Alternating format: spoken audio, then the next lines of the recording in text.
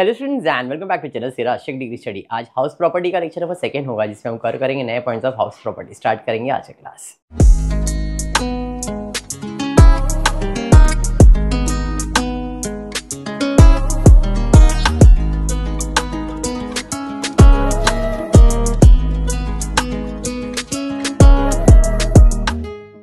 Previous class में हमने income from house property start किया। कितने टाइप के हाउस है आपके पास? 4। कौन से हैं?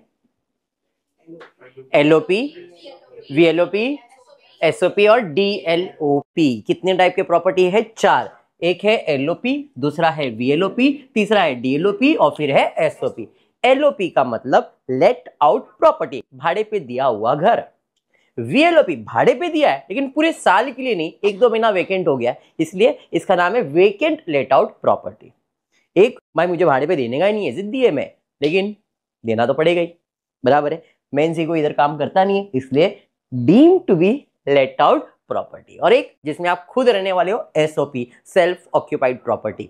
ये 3 प्रॉपर्टी से इनकम आ सकता है, बट इससे इनकम आएगा नहीं, इधर इनकम नील होता है, यानी कि जो इसका जीएवी होता है वो नील होता है। यहाँ पे हायर क्यों लिखा है मैंने बोला था, मैं आपको एक्सप्लेन करूंगा। अब ये पहला काम है कि आपको जीएवी फाइंड करना है। जीएवी फाइंड करने का रूल क्या है?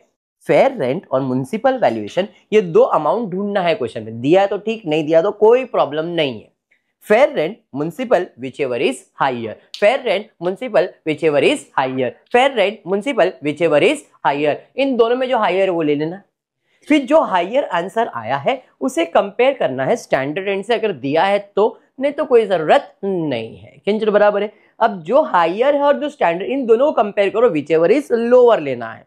पहले हायर फिर लोअर, हायर लोअर हायर, ये सिंपल ट्रिक है। Higher lower higher, higher lower higher, यही होता है। जो यहाँ पे पहला हायर लिया वो किसका है? फेयर रेंट और म्युनिसिपल वैल्यूएशन का। स्टैंडर्ड रेंट से कंपेयर किया लोअर, इसका नाम है reasonable letable value. Reasonable letable value, reasonable मतलब नॉर्मली आप इसको इतने भाड़े पे दे सकते हो, RLV, रीजनेबल लेटेबल वैल्यू। अब इसी चीज को हम कंपेयर करेंगे एक्चुअल रेंट से। रीजनेबल को हम कंपेयर करेंगे एक्चुअल रेंट, फिर से हायर ही लेंगे। Once again higher, once again higher. इधर नील, इधर हमेशा नील ही रहेगा। हायर लिखते हैं बट इसका जीवी हमेशा नील रहेगा। खाली वेकेंट के केस में, ओनली इन वेकेंट केस, हम RLV और एक्चुअल रेंट को कंपेयर करेंगे, विचएवर इज लोअर लिखेंगे। RLV एक्चुअल रेंट दोनों को कंपेयर करेंगे, विचएवर इज लोअर लिखेंगे। लेकिन अगर एक्चुअल रेंट जो है, एक्चुअल रेंट जो है वो RLV से बड़ा हो गया, if actual rent is greater than RLV, if actual rent is greater than RLV, तो हमको लोअर नहीं एक्चुअल रेंट ही लिखना पड़ेगा, तो फिर वो हायर वैल्यू लिखना पड़ेगा। समझ में आएगा? तो सबसे पहला आप जीएवी फाइंड करते हो, जैसे ही आपको जीएवी मिलेगा आप जो भी टाइप का प्रॉपर्टी उसका जीएवी लिख दोगे, खाली एसओबी में नील रहेगा। जो जीएवी आया उसमें माइनस होगा MTP, municipal tax paid by owner. MTP paid by owner, owner ही भरना चाहिए तो ही माइनस होगा, नहीं तो माइनस नहीं होगा। समझ में आया क्या? MTP जैसे माइनस करोगे आंसर आ गया नेट एनुअल वैल्यू, उसको हम बाद में देंगे डिडक्शन बाय गवर्नमेंट, जैसे सैलरी में दे रहे थे अंडर सेक्शन 16, इसमें देंगे अंडर सेक्शन 24। 2 डिडक्शन है, एक है स्टैंडर्ड डिडक्शन और एक है इंटरेस्ट। स्टैंडर्ड डिडक्शन कितना है? 30%, ये 3 को मिलेगा, इसको मिलेगा ही नहीं। इसको सिर्फ एक ही डिडक्शन मिलता है, वो है इंटरेस्ट का। इंटरेस्ट का सबको डिडक्शन, जितना अमाउंट है पूरा का पूरा डिडक्शन में जाएगा। एलओपी, वीएलओपी सब में पूरा अमाउंट डिडक्शन जाएगा। खाली एसओपी में एक लिमिट है। अगर आपने कंस्ट्रक्शन के लिए, प्रॉपर्टी बनाने के लिए लोन लिया है तो आप उस पर ब्याज दे रहे हो, तो वो लोन अगर 31 मार्च 99 के पहले का है तो मैक्सिमम 30,000 का डिडक्शन। अगर 31 मार्च यानी कि 1 अप्रैल 99 से है तो मैक्सिमम 2 लाख का डिडक्शन मिलेगा। बस ये याद रखना है, ठीक है? इसके बारे में अपन ने डिस्कस नहीं किया था तो अपन डिस्कस अभी भी नहीं करेंगे, ठीक है? इतना आपको याद रखना है। पिछले क्लास में हमने ये और ये सम कंप्लीट किया था, जहां तक मुझे ध्यान है। चलिए तो फिर आज बढ़ते हैं। टेक्स्ट बुक में पेज नंबर 114 पे कुछ सम आपको दिया है। Compute income from house property from the following particulars in respect of the new property owned by Mr. M, which was let out from 1st April 2019. M का घर है, उसने भाड़े पे दिया अप्रैल 2019 से। मेरे लिए तो इंपॉर्टेंट प्रीवियस ईयर है, प्रीवियस ईयर में भाड़े पे था क्या नहीं वो इंपॉर्टेंट है। उस प्रॉपर्टी का फेयर रेंट दिया हुआ है, कितना दिया है 60,000।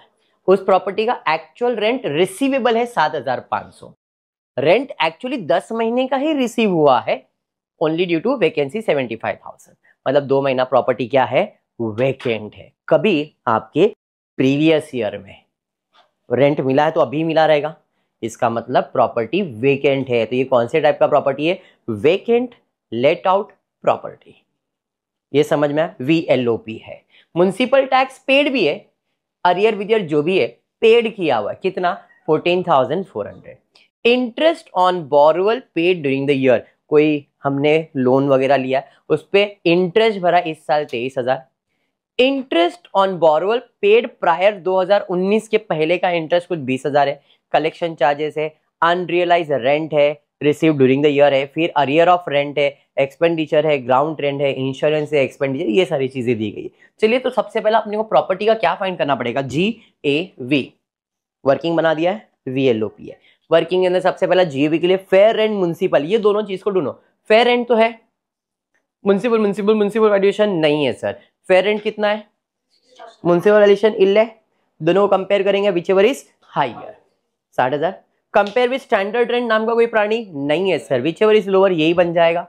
अभी से हम कंपेयर करेंगे एक्चुअल रेंट से, 7,500 बट 10 महीने का ही रेंट मिला है 75, विच एवर इज लोअर, लेकिन एक्चुअल रेंट तो ज्यादा है।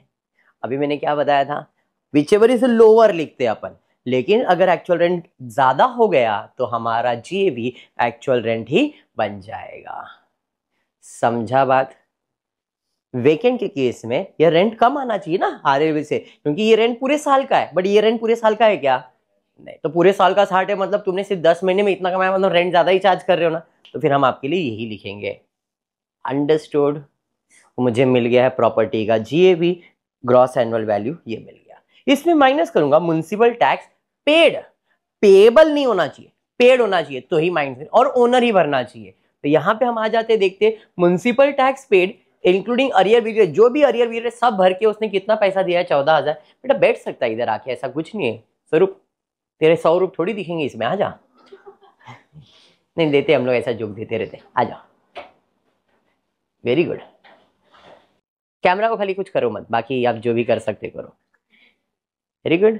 हाँ खुश खुश एकदम। फ्रेंडशिप डे सेलिब्रेट हुआ है, अच्छे से टीका लगा क्या बेटा, टीका चंदन फ्रेंडशिप डे में, रक्षाबंधन था क्या है होता है किसी किसी का, ऐसा कुछ नहीं है। म्युनिसिपल टैक्स पेड कितना है 14,400 भाई, पेड बाय ओनर माइनस किया, इससे माइनस करेंगे तो NAV मिल जाएगा। इतना क्लियर बेटा, किंजल बराबर है। अब म्युनिसिपल टैक्स पेड करने के बाद मुझे मिलेगा NAV, और NAV मिल चुका है 60,000। स्टैंडर्ड डिडक्शन देना पड़ेगा कितना, 30%। किसका, 60,600 का। तो वो कैलकुलेटर देगा ना अपने को। हाँ इधर प्रिंटिंग मिस्टेक है, 11,180 लिख दिया, 18,100 बराबर है। देख लो कैलकुलेट करके, क्योंकि मेरे को गड़बड़ तो लग रहा है।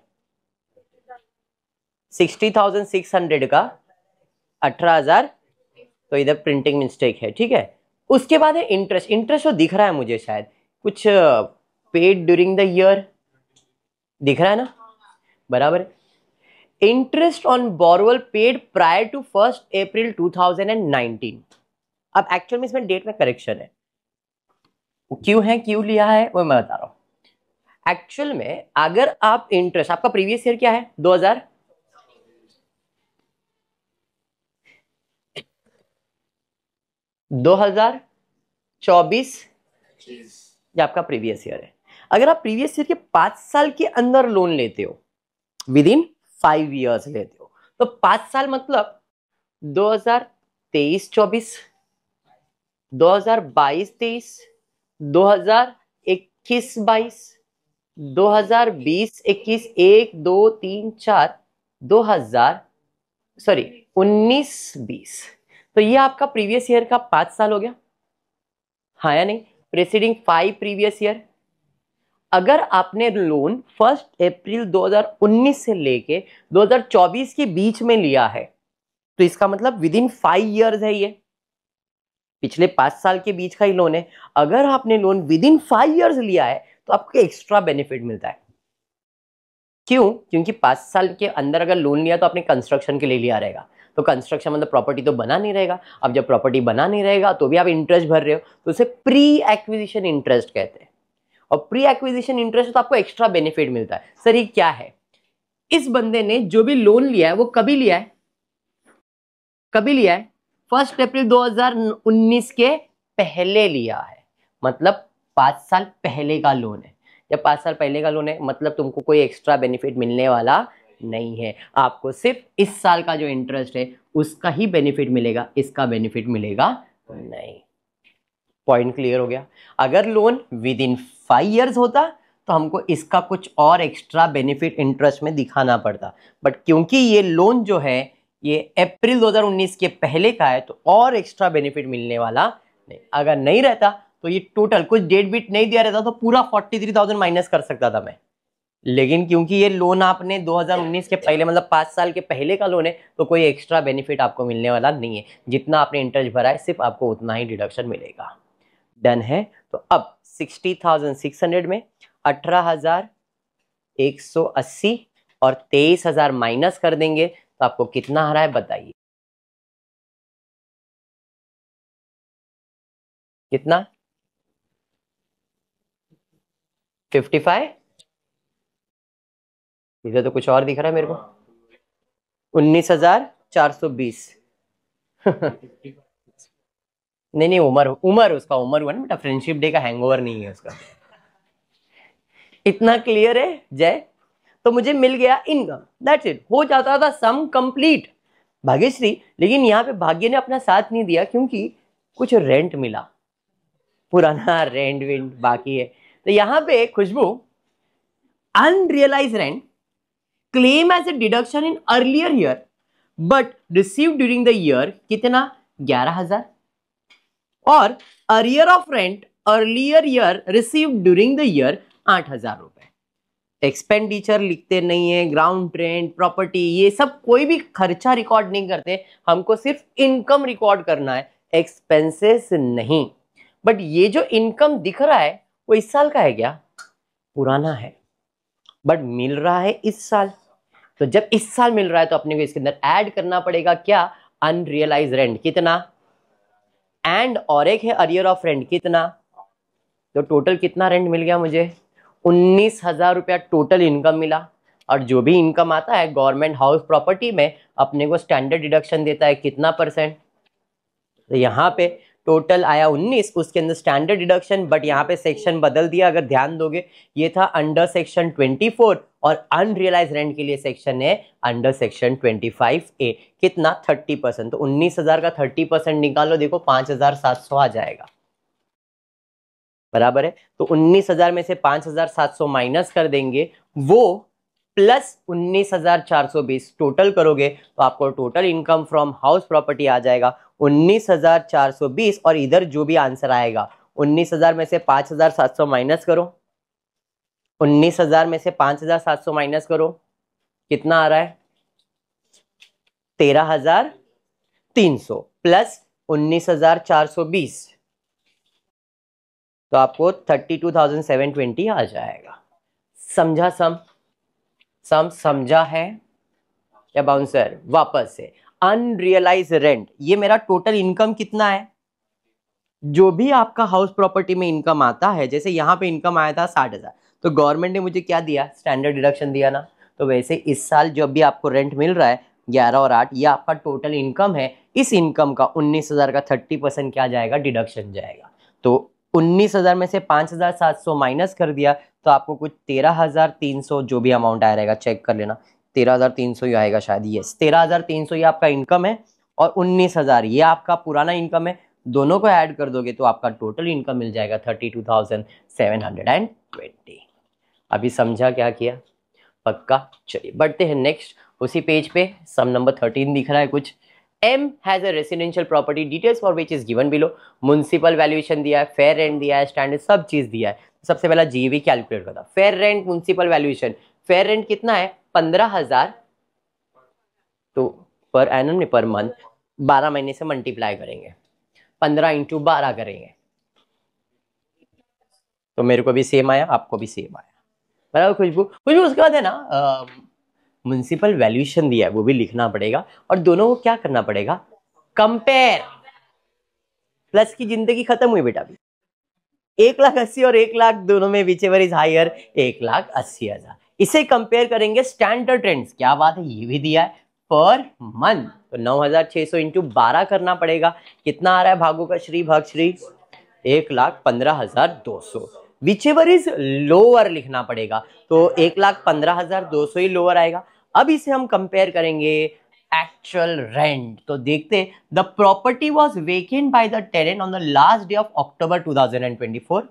It could then be let out only from 1st January at a rent of 14,000 per month. Rent for March 2023 could not be realized. The condition under the relevant income tax rule were satisfied. Compute the income. Rent कितना है, तो rent receivable per month कितना है, लेकिन अक्टूबर sorry जनवरी से दिया तो कितना रेंट मिलने वाला है, 14,000। जरा ध्यान से समझना, अप्रैल, मई, जून, जुलाई, अगस्त, सितंबर, अक्टूबर, नवंबर, दिसंबर, जैन, फेब, मार्च 2024 तो 2025 रेंट रिसीव पर मंथ कितना था, उसने बोला था house was vacant by the tenant on last day of October में घर खाली कर दिया उसने, इधर खाली हो गया, बट रेंट तो दे रहा था।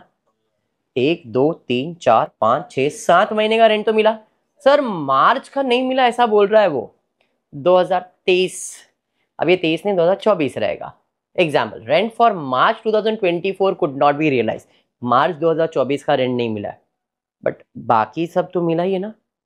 हाँ अभी डेट क्या है 2023 का, तो उसका कोई लेन देन तो है नहीं। तो 1, 2, 3, 4, 5, 6, 7 महीना मतलब 10,000 इंटू 7, 70,000 तो मिला ही है, ये तो फिक्स है। प्लस अक्टूबर से भाड़े पे नहीं दिया था, फिर 1 जनवरी से वो भाड़े पे गया, तो जनवरी से मार्च तक, बराबर। अब ये 2023 की जगह अगर 25 होगा एग्जाम्पल के लिए, तो जनवरी फरवरी 2 महीने का ही दिखाऊंगा, क्योंकि उसने बोला है rent for March could not be realize, तो मेरे हिसाब से मार्च ये हो सकता है। तो इधर सिर्फ 14,000 और 14,000 2 महीने का ही मिलेगा, तो इधर 28,000 मिलेगा, और ये 70,000, 1,08,000 हो गया। हाँ या नहीं, मिला नहीं है बट भाड़े पे तो दिया हुआ है, यस। तो आप बताओ आपको टोटल एक्चुअल रेंट कितना आएगा, 1,08,000। कैसे 1,08,000 नहीं, 98,000 आएगा। 70 और 28 98,000। ऐसे देखने जाओ तो 98,000 ही है, और अगर कैलकुलेट करोगे तो आप 14,000 भी दिखा सकते हो। 3 0 12 9 10 11 1,12,000 भी पूरे साल भर का दिखा सकते हो। समझा मैंने क्या बोला या बाउंसर गया वापस।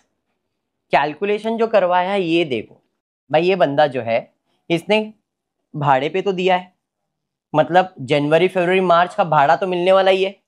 मार्च का भाड़ा मिला नहीं है 2025 अगर इधर डेट है तो मार्च का भाड़ा नहीं मिला है, जनवरी फरवरी का भाड़ा। इनकम कितना रिसीव हुआ, 2 महीने का, 1 महीने का आउटस्टैंडिंग है। तो मैं कंपेयर किससे करूंगा, जितना मिला है सिर्फ उससे ही कंपेयर करूंगा। इन शॉर्ट मुझे यहाँ पे रेंट कितना दिखाने का, 98,000। कितना रेंट, 98। ये 42,000 3 महीने का कैलकुलेशन दिखाया है, बट रेंट मिला नहीं है अपने को, तो 70 और 28 98,000 ही दिखाना है, टोटल 42,000 नहीं। अब इन दोनों को कंपेयर करूंगा क्योंकि वेकेंट है, हायर लोअर लोअर, इन दोनों में लोअर क्या है, तो मेरा जीएवी क्या आएगा, समझा या बाउंसर गया। अब टेबल पे आ जाते, सबसे पहला जीएवी लिख दिया। म्युनिसिपल टैक्स पेड वगैरह कुछ दिया है क्या, म्युनिसिपल टैक्स पेड बोला है 20% ऑफ म्युनिसिपल वैल्यूएशन। भाई म्युनिसिपल वैल्यूएशन 1,00,000 है, उसका 20% मतलब 20,000 होएगा, तो म्युनिसिपल टैक्स 20,000 आ गया। 98 में से 20 गया तो 78,000 मिल गया। स्टैंडर्ड डिडक्शन 30% 78,000 का, बराबर है। कोई इंटरेस्ट फिंटरेस्ट भरा है क्या, interest on loan purchase for the house was 20,000 रुपए, तो भाई 20,000 का डिडक्शन भी मिल गया। अरे बराबर, चलिए तो माइनस करेंगे और आंसर बताएंगे।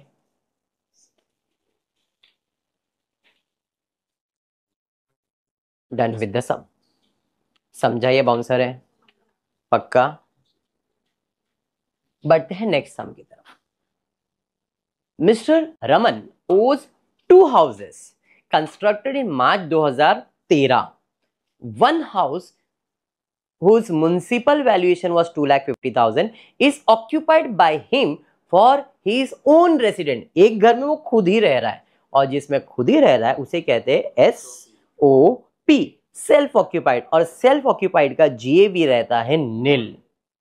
दूसरा, other house whose municipal valuation is 270, उसको लेट आउट किया है 27,500 रुपए रेंट पे पर मंथ, अपने को ऑलरेडी दिया गया है। चलिए जीएवी कैलकुलेट करते हैं। मैं एसओपी का जीएवी कैलकुलेट नहीं कर रहा हूं, क्यों? क्योंकि एसओपी का जीएवी क्या रहता है? नील। तो सिर्फ एलओपी का फाइंड कर रहा हूं। तो इसका म्युनिसिपल वैल्यूएशन कितना दिया है? 2,70,000। फेयर रेंट वगैरह कुछ दिया है क्या? नहीं। तो फेयर रेंट तो नहीं है, but municipal valuation 2,70,000, which ever is higher. Compare with standard rent इल्ले RLV। Compare with actual rent कितना? 27,500। अब देखना है वेकेंट था क्या प्रॉपर्टी। इंटरेस्ट कंप्यूट, कहीं पे भी प्रॉपर्टी वेकेंट नहीं बोला है। तो 27,500 को कितने महीने से मल्टीप्लाई करूंगा? 12 महीने से। मल्टीप्लाई करो, कितना आ रहा है? 3 lakh, which ever is higher. LOP है ना, विच एवर इज हाइयर। आ गया 3,30,000 बराबर है। एसओपी ये सब नीला, इधर आ जाओ। 3,30,000 बाद में एसओपी एक्सप्लेन करता हूं। म्युनिसिपल टैक्स पेड है क्या? म्युनिसिपल टैक्सेस है 35,000, माइनस कर दिया। एसओपी का जीएवी नील, ये नील हो गया। ये समझ में आया यहां तक?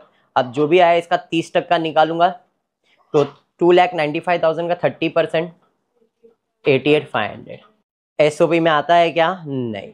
इंटरेस्ट है क्या? Interest on the loan for the construction, इसका 35,000 है, इसका 42,500 है। तो इसको 30,000 दिया हुआ है। अब तुम बोलेंगे क्यों और किस लिए, वो मैं एक्सप्लेन करता हूँ। और यहाँ पे 42,500। इधर कंस्ट्रक्शन का डेट दिया हुआ है और डेट की वजह से एक प्रॉब्लम हुआ है। इस सम के अंदर डेट का करेक्शन है। मिस्टर रमन हु ओज in house for construction on 31 मार्च 2013। 1999 के बाद का जो होता है उसके लिए कितना डिडक्शन है? 2 लाख का। तो इधर पूरा 35,000 आएगा। ये सम जो है पुराना कैरी फॉरवर्ड हुआ है। तब जो लोन था वो 2019 के 1999 के पहले का था, और 99 के पहले का है तो मैक्सिमम डिडक्शन कितना मिलता है? और उसके बाद ये तो कितना मिलता है? 2 लाख। तो यहाँ पे आप के बुक में आप करेक्शन करोगे, 35 दिया तो यहाँ पे कितना दिखाओगे? 35, क्योंकि 2013 के बाद का है। समझा मैंने क्या बोला? तो यहाँ पे करेक्शन क्या आएगा? 35,000, 30,000 नहीं, एकदम क्लियर। इसका 42, पूरा 42, तो माइनस में 35 और इसका पॉजिटिव 1,64,000। तो 1,64,000 पॉजिटिव है और 35,000 लॉस है। 35 कहाँ से? अरे भाई उनमें इंटरेस्ट दिया 35, तो 35 का ही डिडक्शन मिलेगा। तो 1,64,000 में माइनस 35 करो, 1,64,000 में माइनस 35 करो, बताओ कितना आ रहा है? 1,64,000 माइनस 35, 1 लाख। बोलो, अरे भाई इधर करेक्शन आएगा ना, इधर 30,000 ही माइनस किया है ना। 1,29,000 बराबर है। समझा? तो आपको इनकम फ्रॉम हाउस प्रॉपर्टी कैसे कैलकुलेट करना है? ये नेगेटिव था, ये पॉजिटिव है, एडजस्ट करके सम सॉल्व करना है। क्लियर हो गया? हाउस प्रॉपर्टी के सम्स क्लियर है। 99% सम्स ऐसे ही आएंगे एग्जाम में, कुछ डिफिकल्टी नहीं रहता। बेसिक सा एक फॉर्मेट जीएवी। अब ये चीज को आप सॉल्यूशन में भी ऐड कर सकते हो या वर्किंग बना के। मैंने वर्किंग पे फोकस करवाया, उसे वर्किंग करके फिर जीएवी में डायरेक्ट सॉल्यूशन दिखाया। अब ये चीज आप सॉल्यूशन में ऊपर इस चीज को ऐड कर सकते हो, डायरेक्टली जीएवी बनाने का एक ही टेबल के अंदर कर सकते हो। ठीक है, पक्का? तो आज के क्लास में इतना ही करेंगे। होपफुली वीडियो पसंद आया तो प्लीज वीडियो को लाइक कर देना, फ्रेंड ग्रुप में शेयर करना, चैनल को सब्सक्राइब करना। Thank you for watching the video.